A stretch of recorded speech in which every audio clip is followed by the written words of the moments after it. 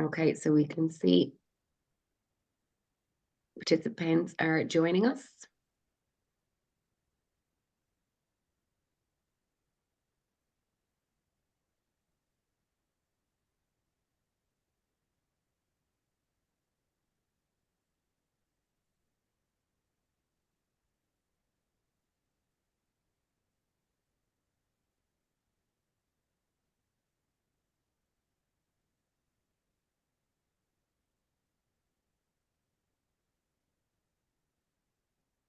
So I think we'll give it another minute before we start. We'll just let everybody filter through.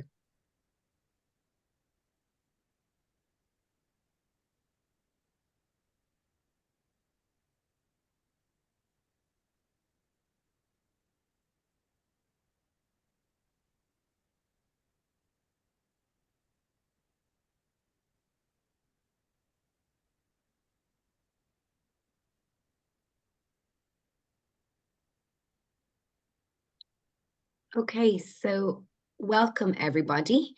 For those who have joined us so far, I will introduce myself. My name is Leah O'Brien. I'm the Education and Services Manager here at Aware.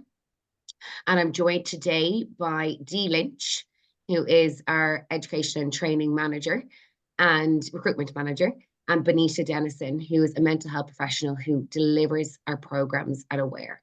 So Bonita delivers a number of our programs, and she's going to talk through them today along with Dee. So you're all very welcome. And I'm going to hand you over to Dee, who's going to discuss our first program, which is our life skills program. Okay, thanks very much, Leah. Lovely to see you all. Okay, so let me just show you the three programs there that we're going to discuss tonight. It's a really good opportunity to be able to give you a bit of a feel and a bit of a sense of how these programs are and how they look, and we're going to just have a chat between us and share as much as we can to help you get a better sense of what's included. So we're going to look at the life skills program, the relatives and friends program, and the living well with bipolar disorder program. So just to kick off, the life skills program, it's a group program. It is delivered over 6 consecutive weeks. So it's 90-minute sessions on various times of day and a selection of days throughout the week. And I suppose the screen is building there. You can see what it says, based on the principles of CBT, which is cognitive behavioral therapy, for those of you that maybe aren't familiar with that. And there's a combination of virtual and in-person programs delivered. So there's a choice and an option there. So I'm gonna pass you over, Bonita. I might bring you in at this stage and see if you can just maybe have a chat through what it's actually made up of, those 6 weeks, what those sessions are made up of. Thanks, Dee. Bonita, yeah. Hi all. I'm the lucky person who gets to deliver a lot of the programs for Aware. And just even to give you that overview, really, that I started in 2012 and thought, sure, I'll have a look at this and see, give it a go and see what it's like to deliver it. And here I still am. And Life Skills was the first program I started to deliver for Aware. And really, Dee has kind of given you an idea of how long it is and the kind of the basis of the course. And what we really are when we come to the Life Skills course is a group of people, sort of maybe 15 to 20 kind of on average often that come to the groups. The in-person groups, look, it's people from all walks of life, which is always lovely, really. Sometimes it's people who've experienced low mood, sometimes it's people who've previously had, currently experienced, or people who want to just know a little bit about how their mood works, how to manage their lives, really.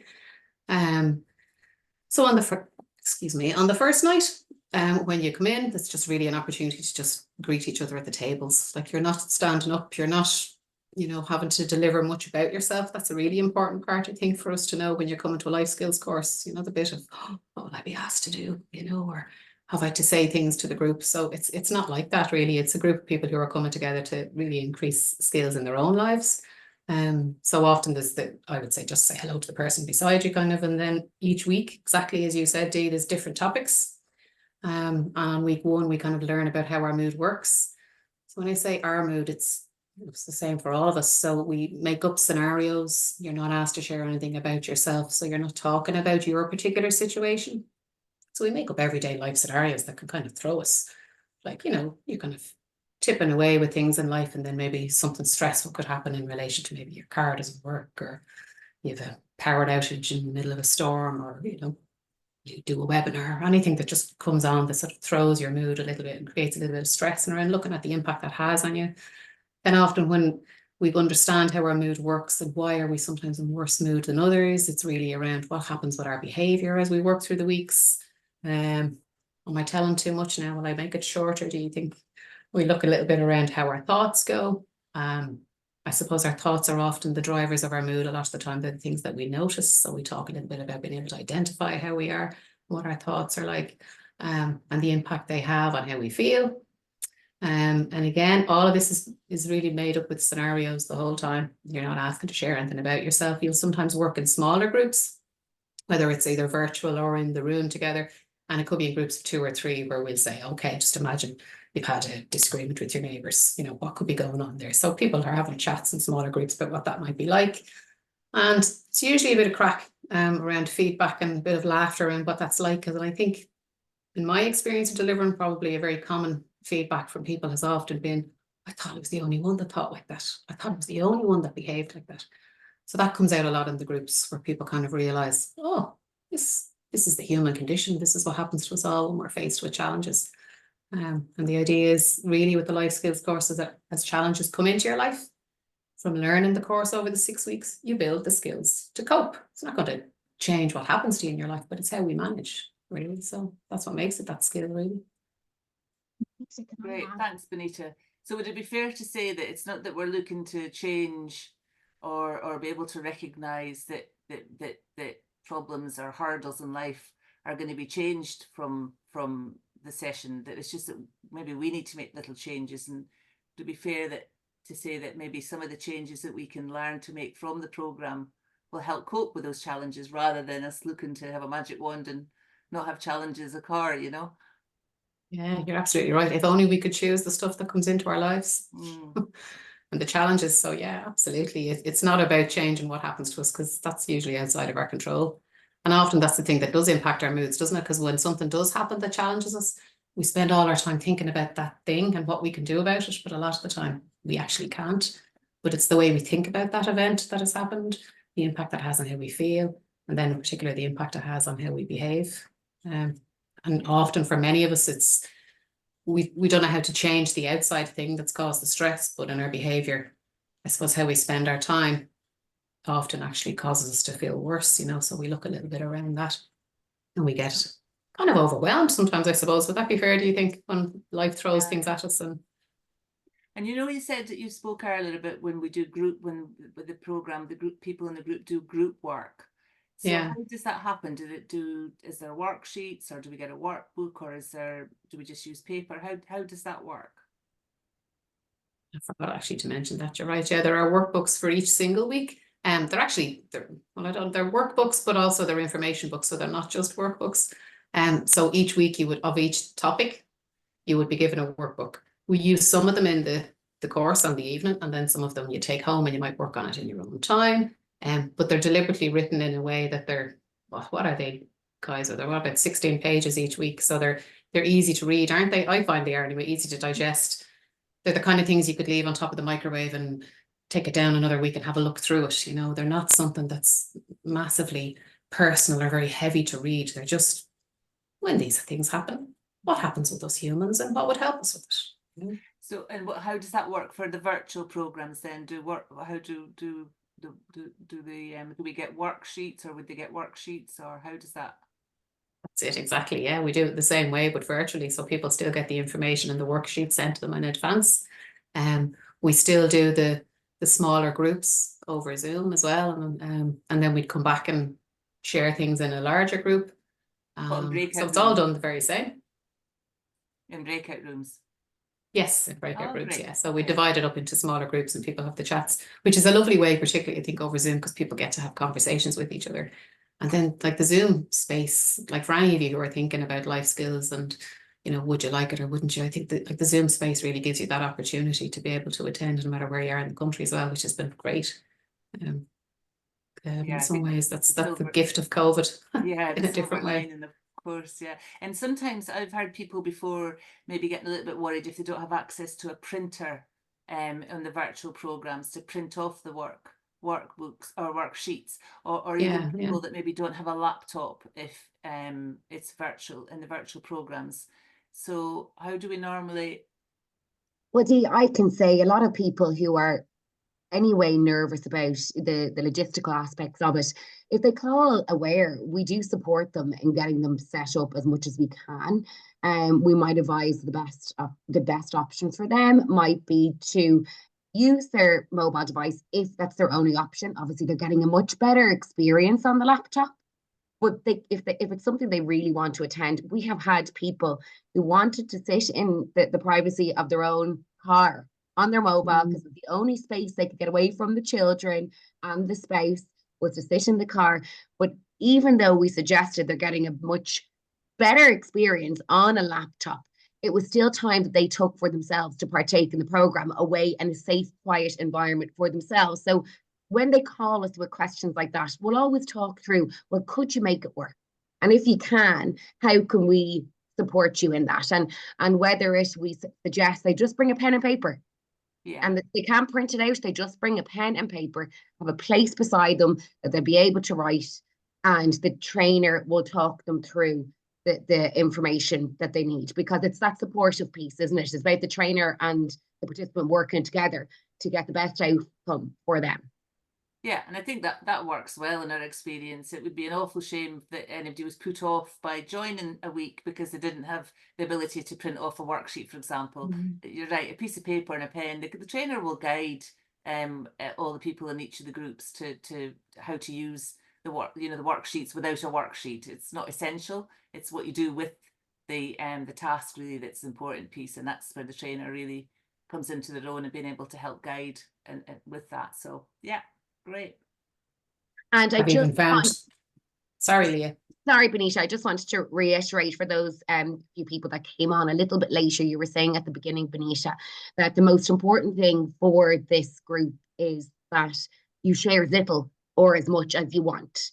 So you can join the group and you don't need to share anything. You can just partake in it silently, or you can be very active. So really it's people's own choice how much they want to share. Just for those people that came on, I know we had some more participants sign up late to this session in case they missed that. And maybe Dee or Bonita, if you've got any last points to mention on life skills, I'm going to move on to if anyone has any questions on it before we move on to any of the other programs. If Dee or Bonita want to wrap up by saying any little nuggets of information about it. I think I might Sorry, it might be just an idea to just to consolidate that whole CBT piece, because I know from our experience in the past, a lot of people are really interested in that. And I think in its simplicity, it is extremely powerful. Basically, what the life skills program is doing is looking at how we think and how we behave when we're trying to deal with life's challenges, which obviously impacts how we feel and our coping ability.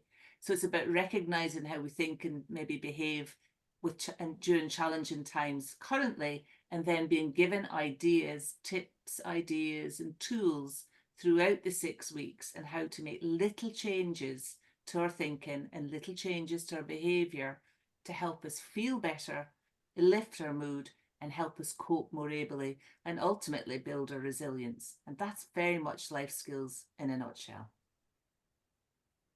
Thanks, Dee. Bonita, you have any last thoughts you want to add to it?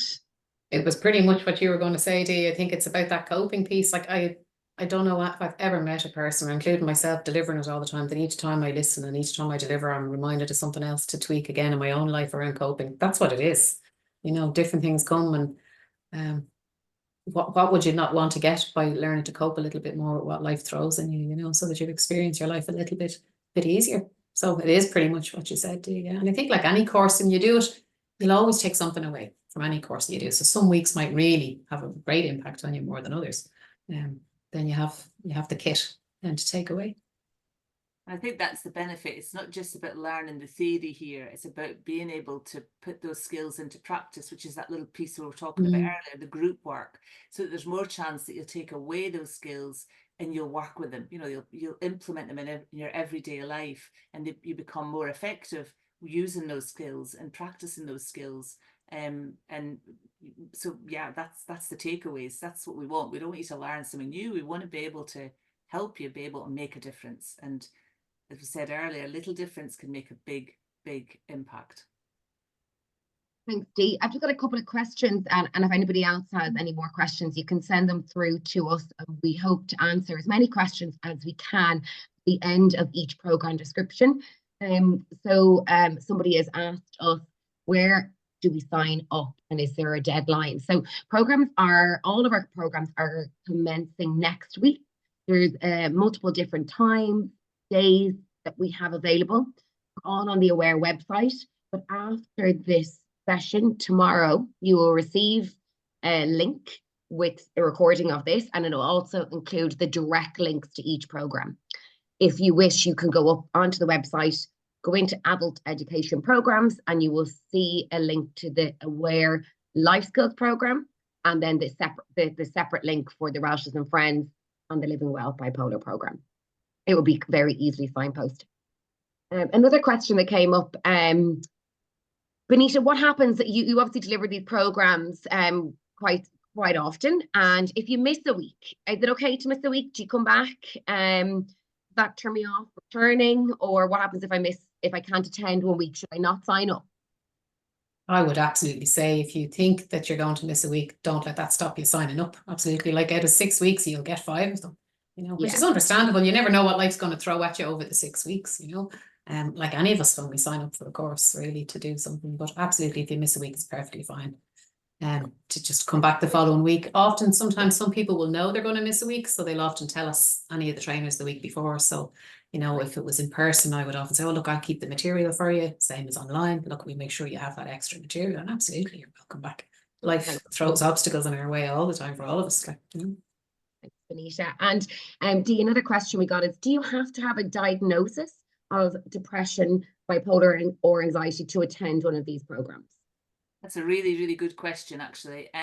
No, is the simple answer. I think Life Skills program is very much, firstly, it was designed to help people who are experiencing mild to moderate depression, but that's not a prerequisite. There will be people that attend this program that maybe are experiencing mild to moderate depression, that maybe has in the past. There might be people that have a bipolar diagnosis. There might be people that just has low mood or might be experiencing anxiety. And there are also people that come along to these groups that are perfectly fine, that have, that just want to learn some new life skills, which makes for a really interesting dynamic. So no, the simple answer is no. It's open to everyone. And, if you have experienced depression, of course, it's going to help with that, but it's not a prerequisite. So you don't need a diagnosis. Great. Thank you, Dee. So I'm going to move on to our next program, which is our Relatives and Friends program.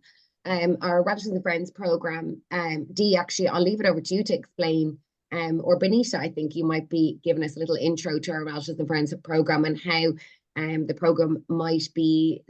programs might be of interest to some people. Yeah, sure. Our Relatives and Friends program is a 4-week course, unlike the Life Skills, which is 6 weeks. And what's different about this particular course is it is also educational, very similar to Life Skills. But what's different about this is this is a course that's been designed and put together really for people who are family members or loved ones of somebody who is currently experiencing depression or bipolar disorder. So it's not for the people who are living with or experiencing depression or bipolar disorder. It's for their family members or the loved ones and people who care about them. And often for people in that space, it's around supporting them on the course to identify really over the 4 weeks a little bit more of understanding maybe about their loved one's condition. Then the rest of the course is actually about you as a relative and friend, or you as a loved one. Because often when somebody is experiencing depression or living with bipolar disorder, our urge is to want to fix, and to always try to fix can actually wear us out. So a big part of this course is actually about you.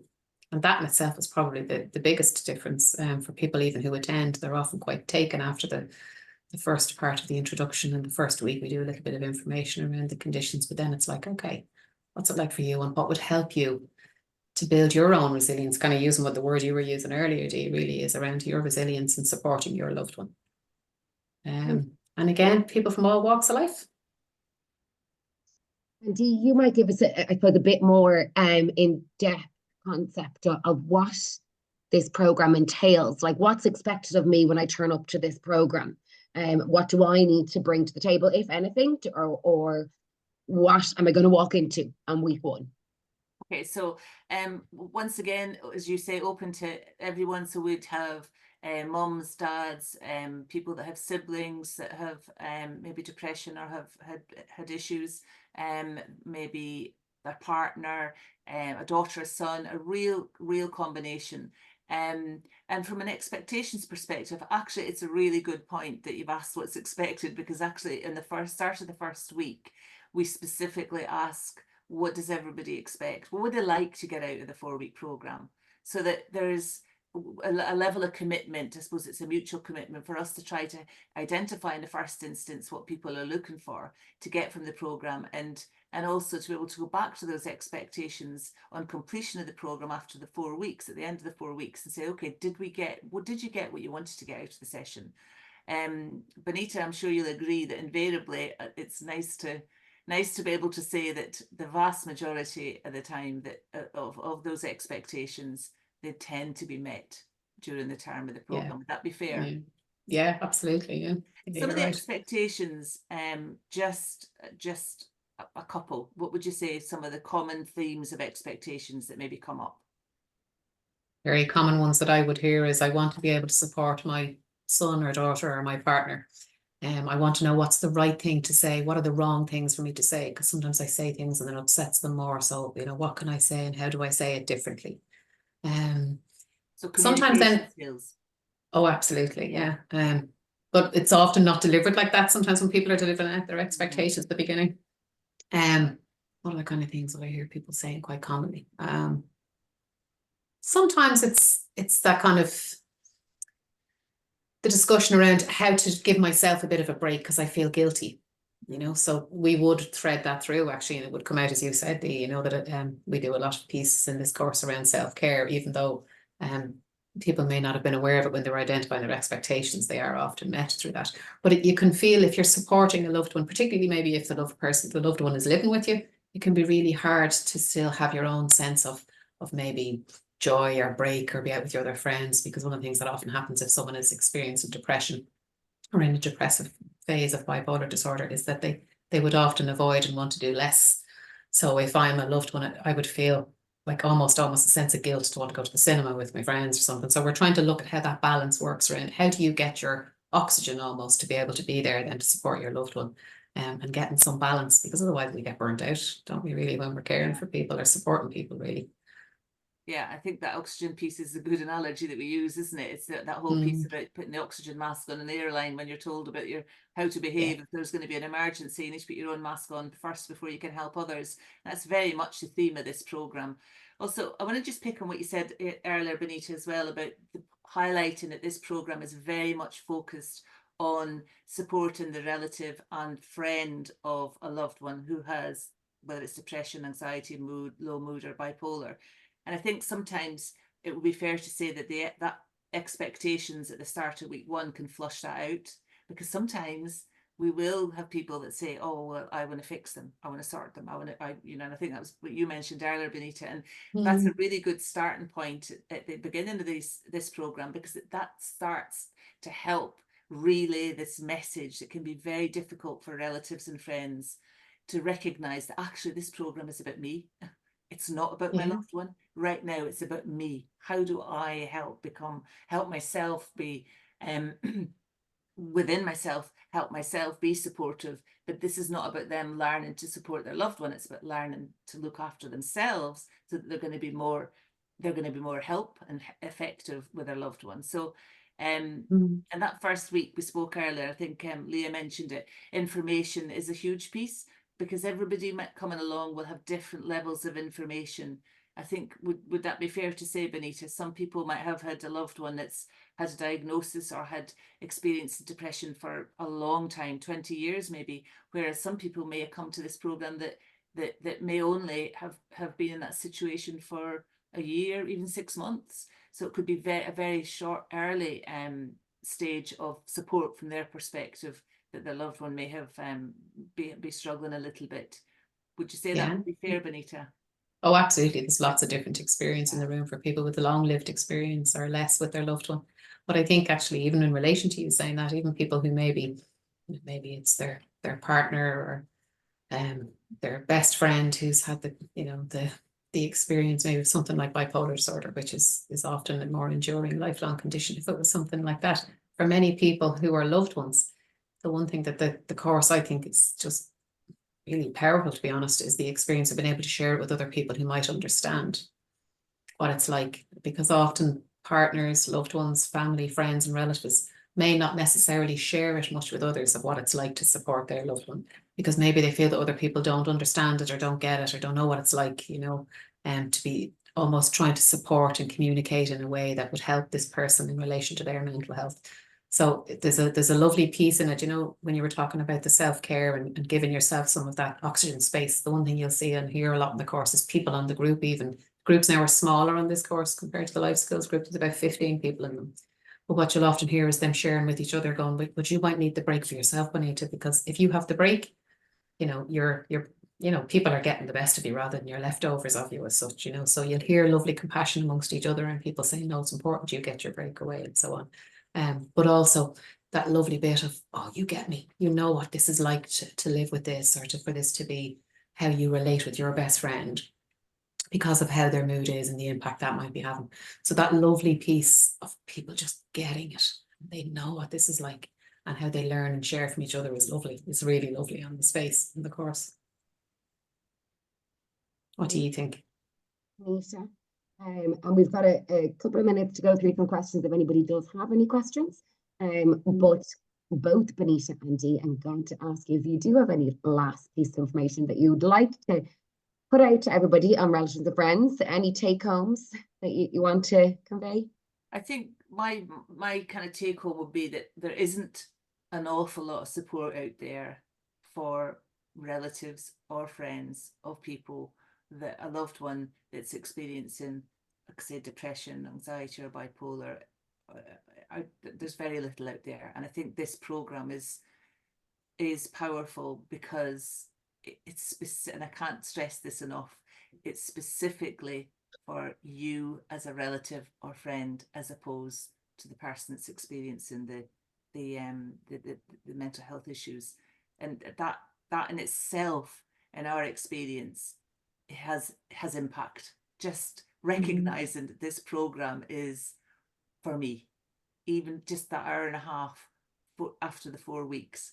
What do they do with that hour and a half after the 4 weeks? They've been together for not suggesting they go off and do something together after the 4 weeks, but the fact that they've allowed themselves that 90 minutes a week on a program with others that get it, empathizing, being compassionate, and learning something along the way that's going to help them cope more effectively moving forward. Yeah, I would agree. Gift yourself the 4 evenings or the 4 sessions, because it can be lonely, and sometimes it's lovely to be able to sit in that space and gift yourself the time and learn with people who understand it really.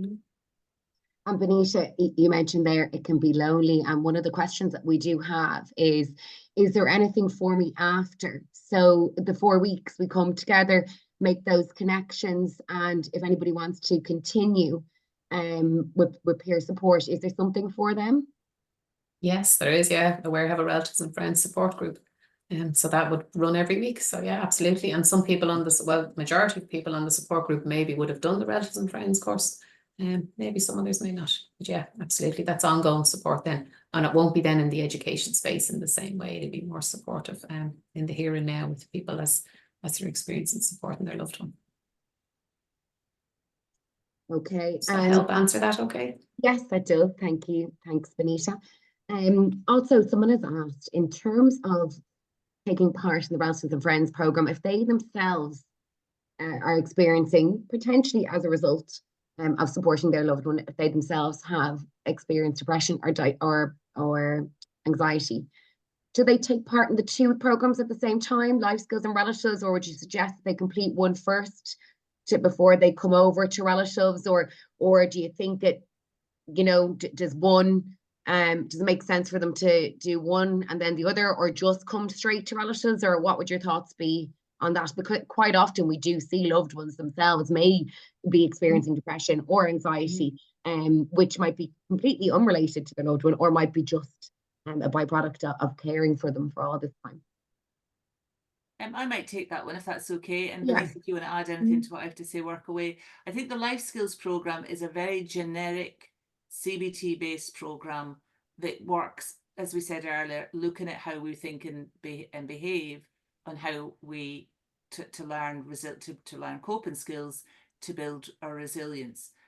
So it's very generic, and as Bonita mentioned earlier, there's lots of different scenarios that are used to flush that out, to flush out the learn and recognise how to make those little changes with the ideas and the tips that are included.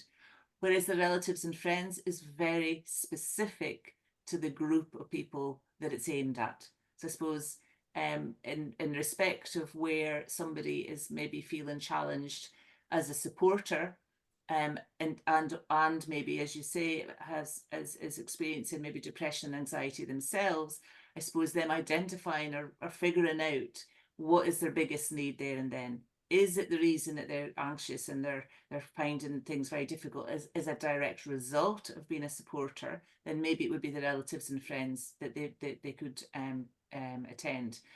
If it's not, certainly the life skills program, as I say, is very much more generic. So there's no reason why they shouldn't or couldn't go to both.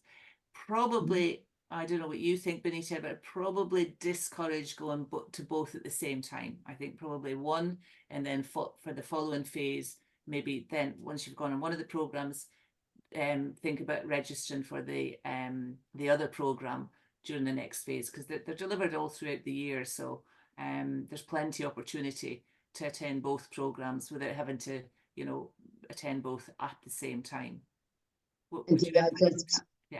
I'll just add there that for anybody who is potentially considering attending both programs, that we do have another phase right after Easter.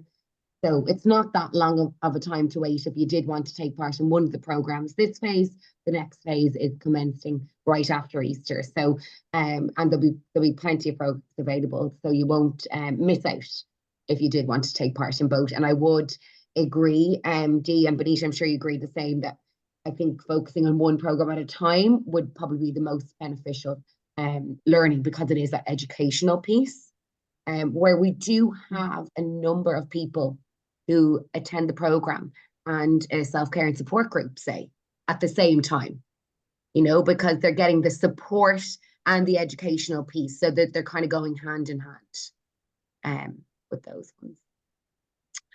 Okay, we're going to move on to the Living Well with Bipolar program, which is our next program.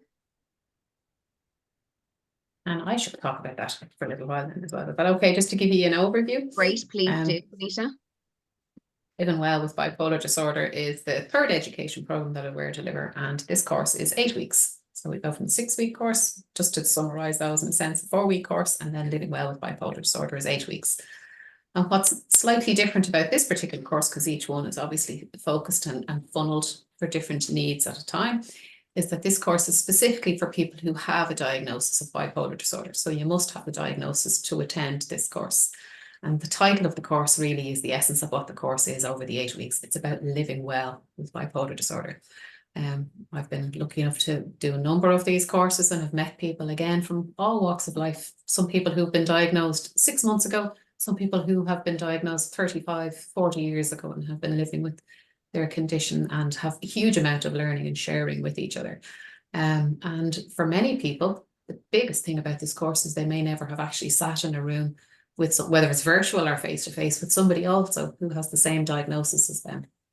So there's a huge amount of parallel learning as well as the content in the course. And then there's a lovely opportunity around how to live well with bipolar disorder. Encourages us to build a wellness plan around ourselves. So it's kind of to scaffold us as human beings. And week 7 of that 8-week course is an opportunity for you to maybe invite a loved one. So at that point, we get an opportunity to build on the communication, so that as you start to wind out of this course, that you have supports and communication built before you move on into maybe the support groups as well. So that's a general overview. Dee, do you want to give any more information around some of the content, do you think? Is that relevant now? Or Yeah, Yeah. I suppose I think you've hit the nail on the head really, Bonita, when you talk about living well, that the clue here is on the title of the program. It very, very much is about how to live well with the condition. So it's looking at everybody that, as Bonita's mentioned, everyone has to have a diagnosis, unlike the other two programs, has to have a diagnosis of bipolar. So everybody in the program, that's a given. And it's an opportunity, I suppose, to recognize how the people on that program have tried to live well and what they can do differently to maybe improve how they live. I suppose the whole essence is that, you know, it's a journey, not a destination. And I think the whole program is about giving them opportunity to share, to chat, to talk, lots of breakout room in the virtual and group work and the in-person programs. So yeah, it really helps with the whole stigma piece and a massive amount of empathy and compassion. I think you'll agree, Bonita. I know you've delivered quite a number of these, and certainly in my experience, it's the compassion and the empathy is huge. And I suppose reiterating the point Bonita made is that most, if not all, without exception maybe, have not sat in a room with, there's 12, generally the maximum of 12, the group sizes, have not sat with 11 other people that have the same diagnosis, albeit they will have different experiences, but they all have a diagnosis. And that in itself is very, very impactful, from the experience of the people that have already attended and shared that experience on their attendance to this program. You see on week 7, Bonita mentioned there, there's an opportunity for the attendees to invite a supporter on week 7. And again, it's a hugely impactful week because it gives the opportunity for supporters to meet other supporters who have a loved one with bipolar. And again, most of them will not have met somebody else that supports somebody with bipolar. So, you know, notwithstanding the content and what can be learned from the program, those two pieces in themselves has a big impact to those who attend this program. But a lot of work, I think, Bonita. Actually, Bonita, you might talk a little bit more on actually the structure of how the 8 weeks pan out, with regard to, you know, how the content is delivered with regard to the participation from the attendees of this particular program. Yeah, sure. Well, I mean, each week, as you can see on the slide, really has a different topic. So there's a little small bit of education each week, but the rest of the course really each week is a lot of experiential stuff, you know. So you're often working in smaller groups, talking about maybe what your route to diagnosis was like, what it was like for you, how do you describe and explain your maybe your bipolar disorder in the workplace, who needs to know around how you manage yourself, or how you were supported within the workplace, or maybe even how you share your information with a loved one. So there's really sort of, usually out of the 12, there'd be maybe an opportunity for lots of maybe 2s and 3s to discuss their experience, and then we feed it all back together in the larger group. So as I said, each theme will have an opportunity for people to discuss, come back and share, and then each week you build on, okay, from this week, what's your takeaway that you would like to add to your life to enhance how you live well with your bipolar disorder?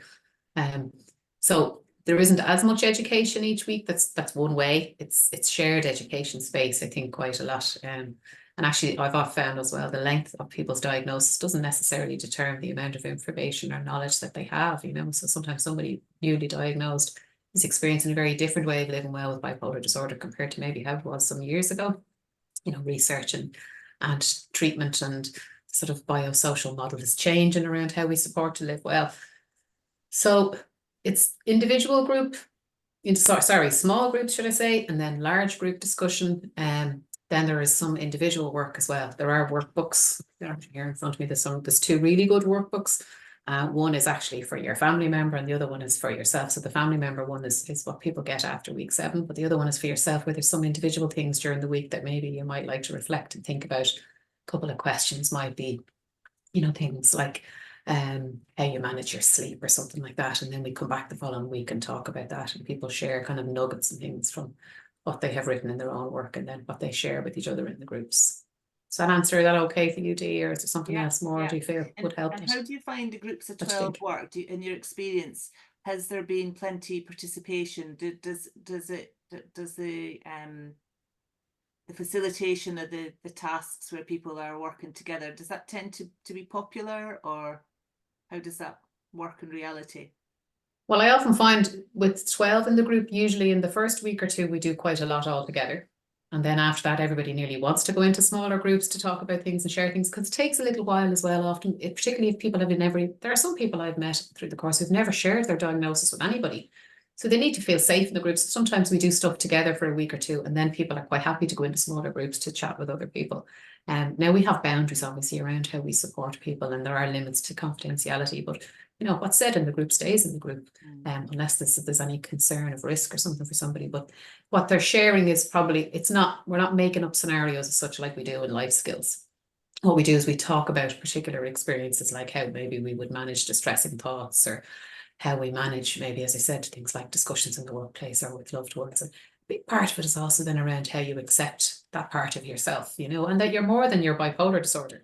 That doesn't completely define who you are, you know, but identifying what could help you live well is kind of threaded with individual, group, and big group learning. So yeah, people do share, and like that trust kind of builds. And I would find definitely after the 8 weeks, like people have really, really connected. And a lot of people would often say, you know, I'll miss it now. Now there is then the support group from work, which is a lovely lead on, but they've often had that bit of, oh, we've kind of gotten this space together now, and we've shared and learned so much from each other. So they get the opportunity to bridge that then and continue to do it in support space. And I think one of the words that you used there, Bonita, that just jumped out at me there was safe, having that safe space to be supported. I think that's probably very prominent in this particular program, isn't it? Being that some, you know, if not many, most have not experienced being with others with bipolar before. So having that space to be safe and have that safety of having those discussions and sharing is very powerful. Yeah, it's a lovely space, really. And then not only is it a lovely space to be in, imagine then at the end of it, you come away with something that, you know, the aim would be that you come away feeling that actually the course has kind of scaffolded you as such. And you've come away then with what we call a wellness plan. So things that you would like to nudge and tweak in helping how you navigate living with bipolar disorder, and then you being you in the world and not just your bipolar disorder, you know. Well said, yeah, good point. Thank you both. And just because I'm conscious, I'd like to keep as close as possible to time. I'm going to ask you both for any last piece of information you'd like to convey before we go into questions.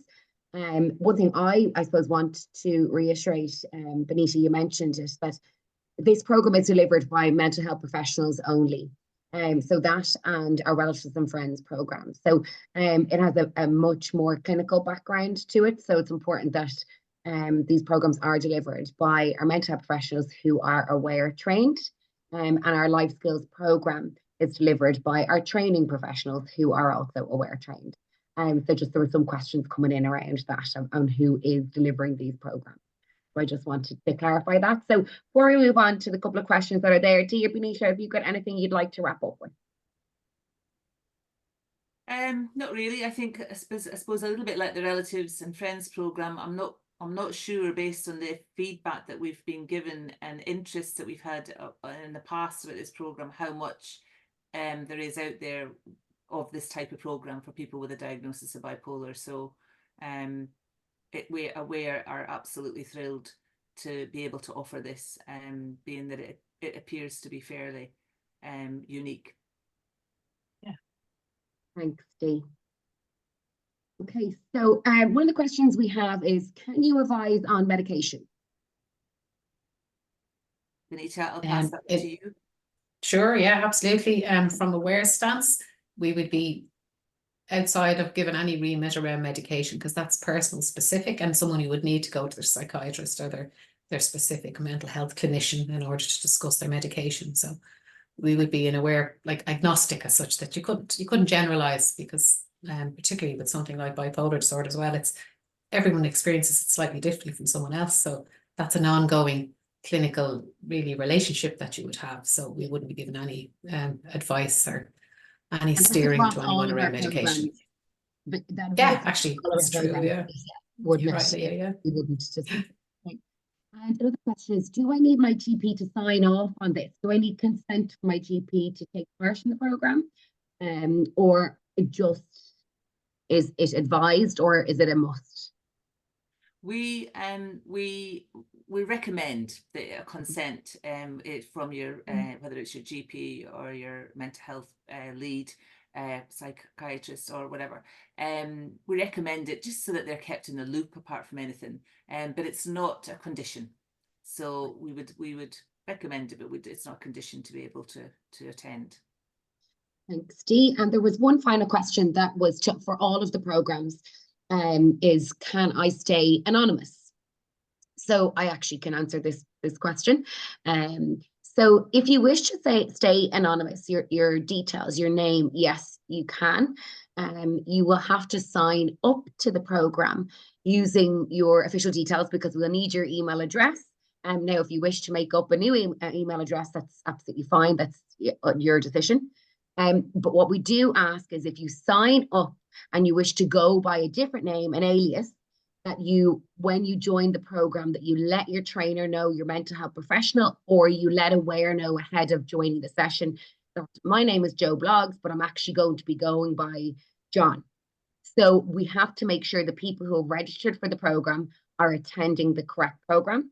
So once we know that you are coming under another name, that's absolutely fine. Your name doesn't have to be publicized to the group. But we do ask that when you come to the program that you have cameras on, so we know that you're behind the screen. And in very rare circumstances, it's okay to have the camera off. But in the interest of keeping everybody safe and well, and those other participants in the group as well, it's important that we can see who is behind the screen. As I said in the past, you can participate and communicate as much or as little as you wish, but having the camera on is just really important for the safety of the group as a whole. So there is ways to keep your identity anonymous, with still adhering to that policy. So we do always say, get in touch, reach out and have the discussion with us. We don't want to create any barriers for you to attend the program. So have the chat with us in the office and we will try to come up with a solution with each individual. So any more questions? I'm just going to have a check through here to see if any came down.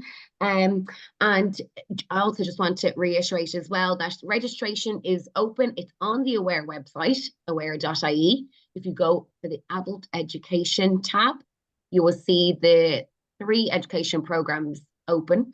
We do have some other educational programs as well. Our mindfulness education program, it's not open at the moment. But you can click on the link and read the information about it. And there's an expression of interest form that you can fill in and we will notify you when that does open. So anything else, Bonita, any final thoughts, Bonita and Dee, that you wish to share with everybody?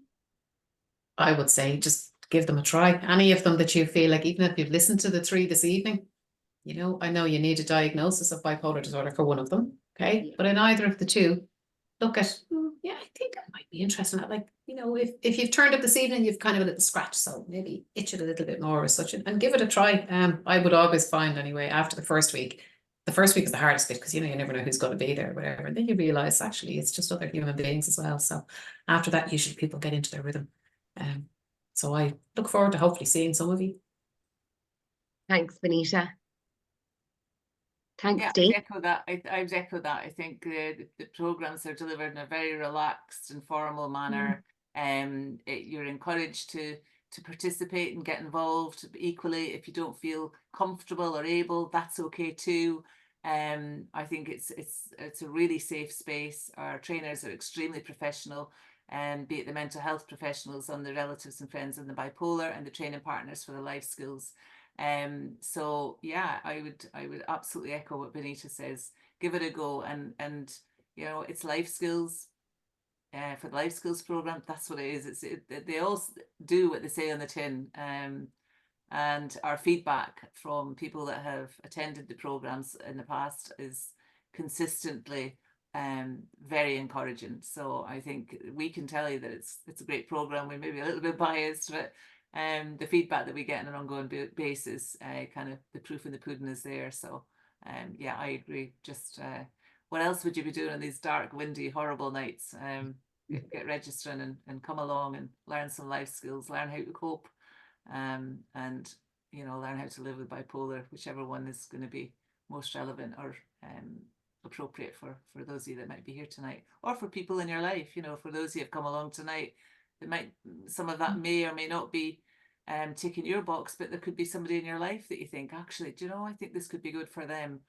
We often get inquiries, I think you'll agree with that, Leah, we often get inquiries at the office where people do ring on behalf of somebody else, saying that, or people saying that a friend has said that maybe I should go on this program. So, it may be somebody in your life that could be interested in some of these programs as well as you. We do find quite often that we may have a loved one taking part in the life skills program, and their relatives, they're in the relatives and friends program at the same time, and they use it as a bit of a connection piece. And the feedback we've heard is they come at the end and they chat together about how did your night go, and how did your night go, and it's a nice talking piece, I think, and it brings them together. They're both there for the same cause, so I think it's a nice thing to do with your loved one as well. Actually, just talking about the relatives and friends, something just came to mind there, Leah. Yeah. I think the relatives and friends, sometimes we've actually had on the relatives and friends programs husbands and wives together, Yes. a mum and a dad. So it might be their son or their daughter. It could be a grown-up son or daughter, or a teen. And we've also had family members, maybe sisters that have come along, or a brother and sister, or brothers that have come along. So, it can be more than one from one family that might be interested in coming along, and that works well too. Yeah. Great. Well, thank you very much. Appreciate everyone taking the time to join us this evening, and hop onto the website and get registering. Thanks. Good night. Bye-bye. Good night, everyone. Bye-bye.